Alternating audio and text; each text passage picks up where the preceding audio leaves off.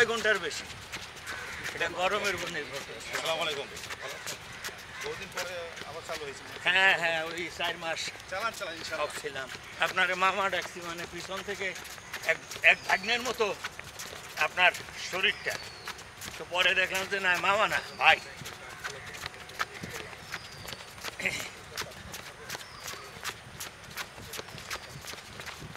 পরে তুমি ভিডিও দিয়ে একটু বয়সটা নিয়েও পরে নাকি এখন নেবা? স্যার পরে নেই আপনি? না, সবাই আছে না স্যার যদি সুযোগ আপনি যদি আপত্তি না থাকে, আগামী যে ম্যারাথনগুলো আছে হ্যাঁ। ওই ম্যারাথনগুলোতে যারা রেজিস্ট্রেশন করছে রাইট। তাদের প্রস্তুতির জন্য হ্যাঁ। কিভাবে প্রস্তুতি নেবে আপনার গাইডলাইন, আপনার অভিজ্ঞতা থেকে? থ্যাংক ইউ জাকির, তুমি আমাকে জিজ্ঞেস করছো ম্যারাথনের প্রস্তুতি। Nothing is rocket science. খুব সিম্পল চিন্তা করা এবং সিম্পল খাদ্য গ্রহণ করা। সবচেয়ে বড় কথা যে যত কম খাওয়া যাবে, মানে ব্যালেন্সড ফুড বলবো, একেবারে কার্বোহাইড্রেট বাদ দেওয়া যাবে না, আবার সম্পূর্ণ প্রোটিন সেটাও না, সব কিছু মিলে অল্প বা পরিমিত। আমি বলি অল্প, যত অল্প খাওয়া তত এনার্জি বেশি, অ্যাটলিস্ট আমার কাছে সেটা একটা মেনটেন করা। আর রাতের খাবারটা প্রেফারেবলি সন্ধ্যা 7টার আগেই শেষ করে নেওয়া। আর এটা গেল এক। আর ট্রেনিংয়ের বিকল্প নেই। ট্রেনিং প্রতিদিন করতেই হবে, সপ্তাহে একটা দিন বাদ দেওয়াই যেতে পারে। আমি যেটা করি, অনেকে বলে 2 দিন, একদিন রেস্ট থাকবে। হ্যাঁ, 1 দিন রেস্ট। আর অনেকে বলে 2 দিন। ন, আমি বলি 1 দিন। আর যারা পোডিয়াম পাইতে চায় না, আমার মতো যারা সুস্বাস্থ্যের জন্য স্বাস্থ্যের জন্যে প্লাস একটু ভালো রেজাল্ট করার জন্য, আমি অবশ্য এখন আর ভালো রেজাল্ট নিয়ে কুণ্ঠিত নই, তো তাদের জন্যে হচ্ছে ট্রেনিং ডেইলি 5 থেকে 10 কিলোমিটারের মাঝখানে এটা করা দরকার। সপ্তাহে না হইলে মাসে একটা 1/2 কিলোমিটার মিনিমাম, 21.1। এটা গেল ট্রেনিং। আর যেদিন শুরু করবে তার আগের রাত্রে এটা খুব খাওয়াটা- ইম্পর্টেন্ট স্যার, খুব ইম্পর্টেন্ট। খাওয়াটা একেবারেই আমি স্কেপ করি। আমি দুপুরে লাঞ্চটা করি ভালো, বিকালে একটু ফ্রুটস, পেঁপে এই জাতীয় কিছু খাই। দুপুরে লাঞ্চটা একটু লেট, সে 2টা-3টার দিকে খেয়ে নিলে তোমার নেক্সট ডে টয়লেটটা খুব ভালো হয়। এবং রাতে আমি কিছু খাই না এক্সেপ্ট পেঁপে, পাকা পেঁপে। ও মামা, আরে তোমারে ডাকতে আর একজনের ডাকি হয়েছি, এটা হইল আর একজনের পিছন থেকে ডাক দিছি মামা।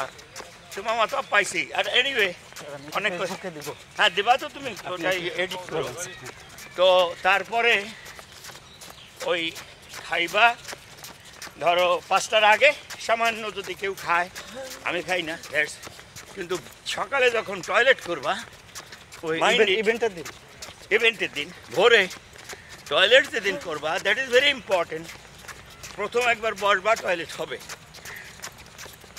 একটু গরম জল খেয়ে আবার একটু জল খাবা, যদি কলা খেতে চাও খাবা, দ্বিতীয়বার টয়লেটে বসবা, because your bowl must be very clean and MT.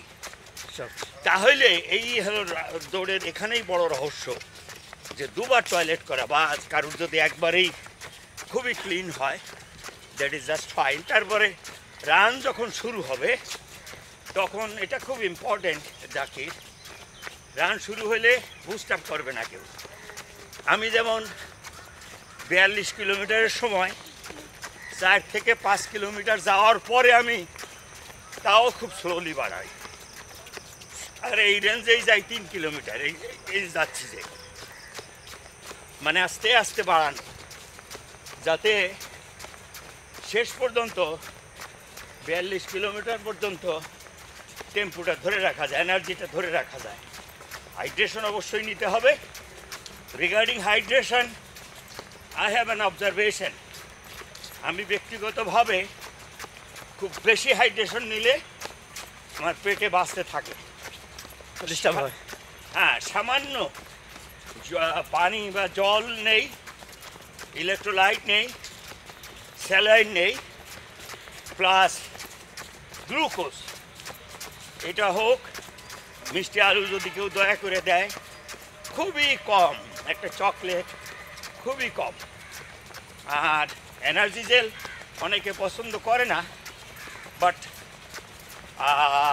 ফুল ম্যারাথনে আমার মনে হয় 2 থেকে 3টা এনার্জি জেল Energy gel। নেওয়া দরকার, সেটা আমার জন্য বলছি। হাফ ম্যারাথনে এনার্জি জেল প্রয়োজন নেই। This is my personal experience Zakir, জি জি। এটি শতসিদ্ধ নয়। তো তারপরে তো তোমরা রান শেষ করলা আসসালামু আলাইকুম।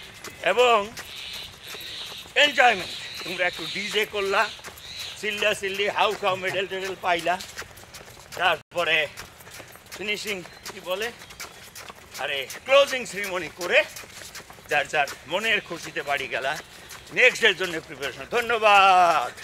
আপনাকে অসংখ্য ধন্যবাদ। এভাবে পেয়ে আপনার কাছ থেকে একটা মানে অভিজ্ঞতা নিলাম এবং এটা অনেকের কাজে আসবে। আমি এটা ফেসবুকে দেব। আপনি আসলে রানিং জগতে Edit একজন করে দিও। আইডল।